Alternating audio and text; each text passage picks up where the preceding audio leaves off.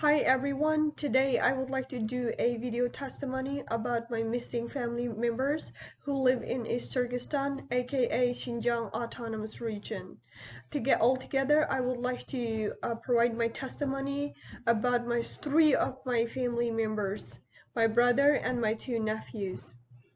My brother, the well-known Uyghur scholar Hüseyincan Asghar, Chinese official name is Yushanjiang Aisakar, who is 40 years old, was arrested and most probably sentenced to prison by Chinese authorities.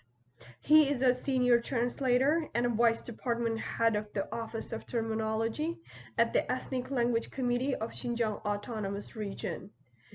The name of his organization in Chinese is like 新疆维吾尔自治区语言委员会名词术语办公室高级翻译.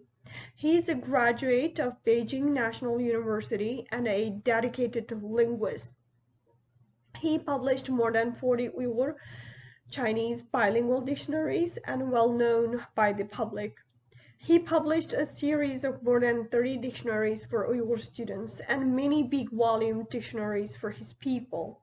In the last 2 years, he was ordered to leave from his workplace and go down to southern parts of Xinjiang as a cadre to keep the stability and educate countryside Uyghurs with Communist Party's doctrines like many of his colleagues.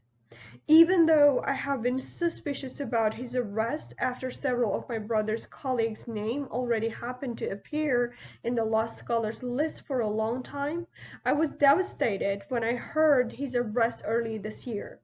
He is a devoted linguist who dedicated his entire youth to make dictionaries and do research. I think Chinese government arrested him because he has been contributing to keep Uyghur language alive through the field of publication. It is saddening to add his name into lost scholars list for Uyghurs in abroad, and we should not allow Chinese government to victimize our linguists and scholars for achieving their China dream anymore. My question for Chinese authorities is that why he should be viewed as someone against your government while he was devoted to bridge between your language and the Chinese language and my language Uyghur.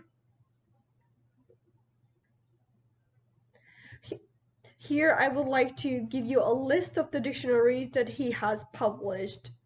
The Big Dictionary of Law, Chinese Uyghur, the Dictionary of Useful Phrases, Chinese Uyghur, the Essence of Chinese Uyghur Vocabulary, Chinese Uyghur Proverbs Dictionary, the Big Dictionary of Chinese Uyghur, the Dictionary of Finance, Chinese Uyghur. Now I would like to talk about my two nephews. My oldest sister Adila Asghar's two sons, Behram Yer Muhammad and Ikram Yer Muhammad, were taken to concentration camp and prison. Actually, these two young men are the son of prominent well-known Uyghur writer and publisher Yer Muhammad Tahir Tuğluk. My older nephew Behram Yer Muhammad, who was born in 1988, was taken to re-education camp in 2017. Behram Yer Muhammad is a graduate from one of the top universities in China, Nanjing University, and majored in mechanical engineering. My younger nephew, Ikram Yer Muhammad, who was born in 1989, was sentenced to 10 years imprisonment. He was taken by Chinese authorities at the end of 2016. Ikram Yer Muhammad graduated from Medical University of Xinjiang. Both of these boys were well-known, well-educated, and have no need for vocational training or forced brainwashing by Chinese government in prison.